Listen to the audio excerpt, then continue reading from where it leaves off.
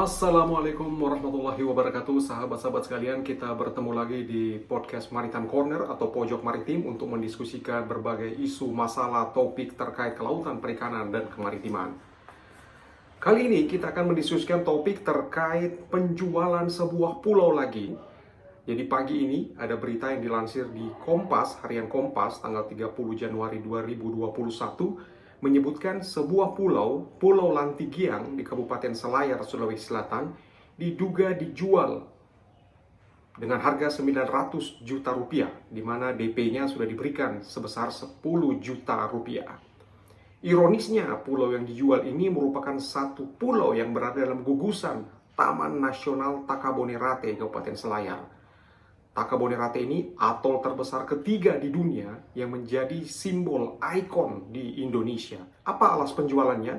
Ternyata pihak penjual, dalam hal ini Samsu Alam, itu menjual dengan harga tersebut berdasarkan surat keterangan kepemilikan yang dikeluarkan oleh desa.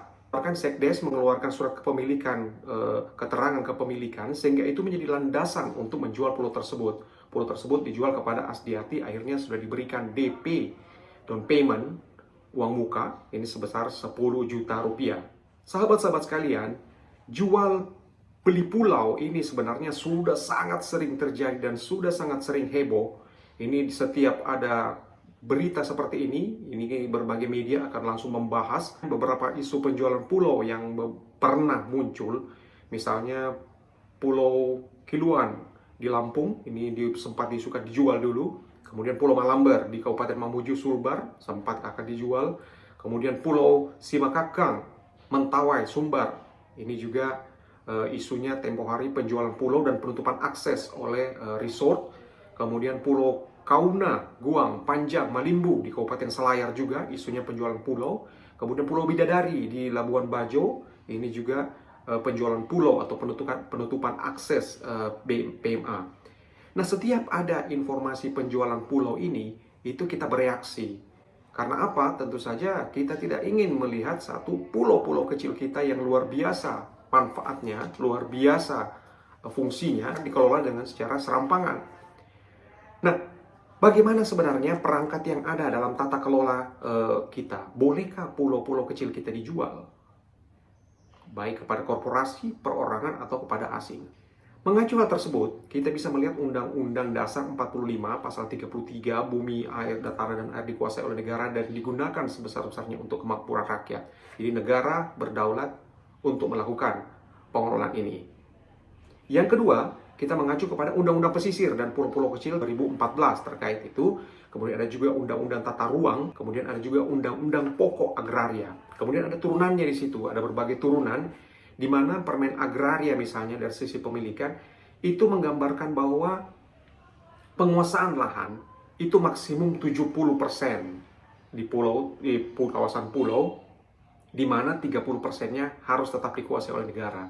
Dan dari 70% tersebut, 30% lainnya itu harus dimanfaatkan untuk konservasi. Itu rezim kepemilikan dan hak izin penguasaan. Ada lagi rezim pengelolaan. Pengelolaan ini mengacu ke Undang-Undang Pesisir dan Pulau-Pulau Kecil yang sudah saya sebutkan tadi, di mana ketika kita ingin memanfaatkan sebuah pulau, ini tidak bisa serampangan.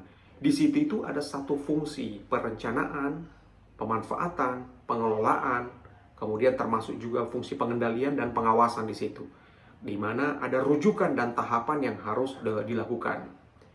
Kenapa kepemilikan pulau atau misalnya pengelolaan pulau ini menjadi tidak mudah? Satu hal yang harus kita catat, bahwa memiliki sebidang tanah di perkotaan atau di lahan atau di dusun, di daratan, tidak sama dengan memiliki sebuah pulau.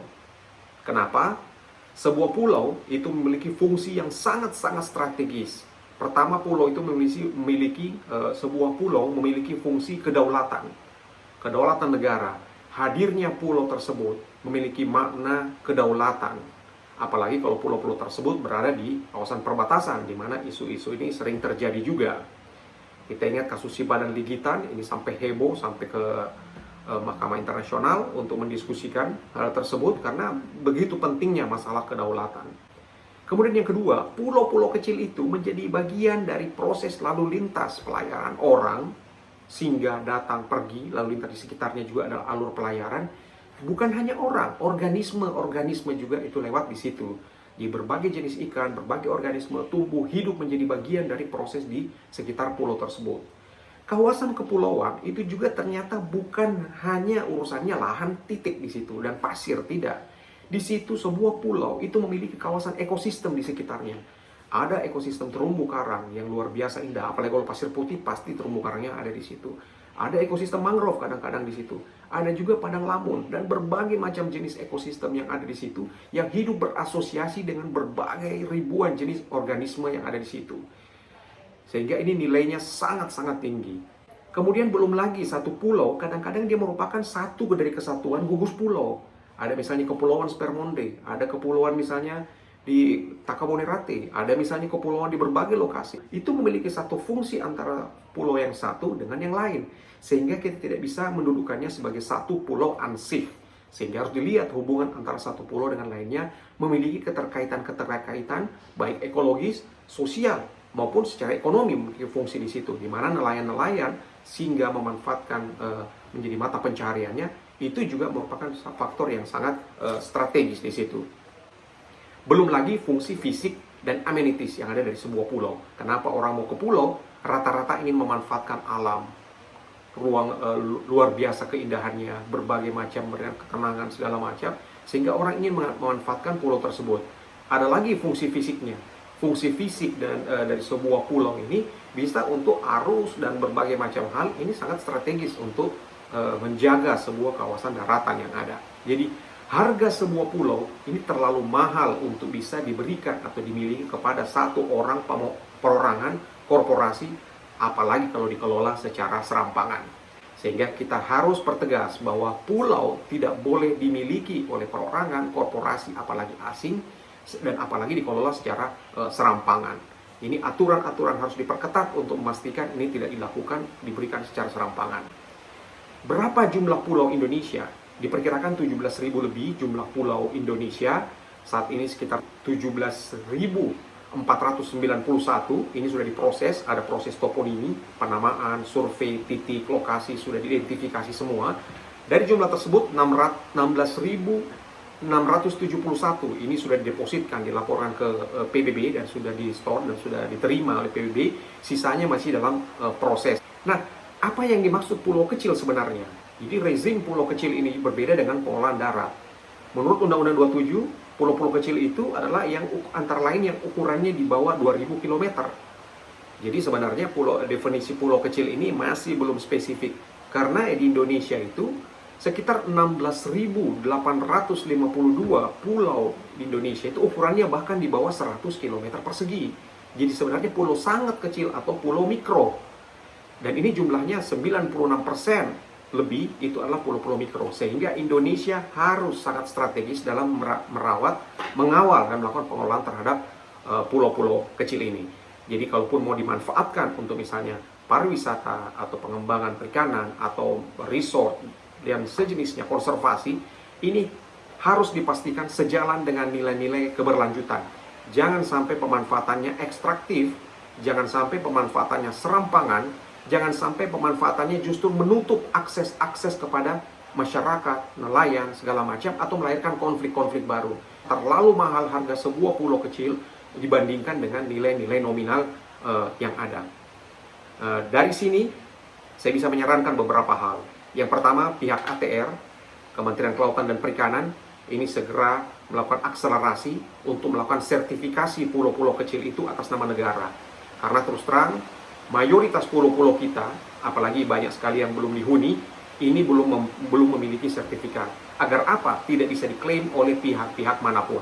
Sertifikasi ini bekerjasama dengan Kemendagri juga, ini perlu untuk melakukan upaya tersebut. Yang kedua, yang sangat penting, adalah perlu melakukan review dan audit terhadap kepemilikan pulau selama ini. Kita pahami bahwa di peraturan-peraturan sebelumnya itu agak serampangan, sehingga kadang-kadang kita mendengar ada orang-orang tertentu, orang-orang kaya yang memiliki banyak pulau di berbagai wilayah di Indonesia. Padahal kalau ada masalah di situ, misalnya ada bencana, ada persoalan, belum tentu dia mau bertanggung jawab secara keseluruhan dan dampaknya itu sangat mahal. Sehingga ini harus direview lagi bagaimana kepemilikan agar dia kembali ke rel ke jalan yang benar. Demikian juga pemanfaatannya. Pemanfaatan pulau-pulau kecil seperti digambarkan tadi tidak boleh ekstraktif, tidak boleh eksploitatif, dan tidak boleh menghilangkan hak-hak bagi para nelayan, masyarakat, hak belayar, segala macam, juga termasuk fungsi-fungsi ekosistem yang ada. Jangan sampai ini diabaikan.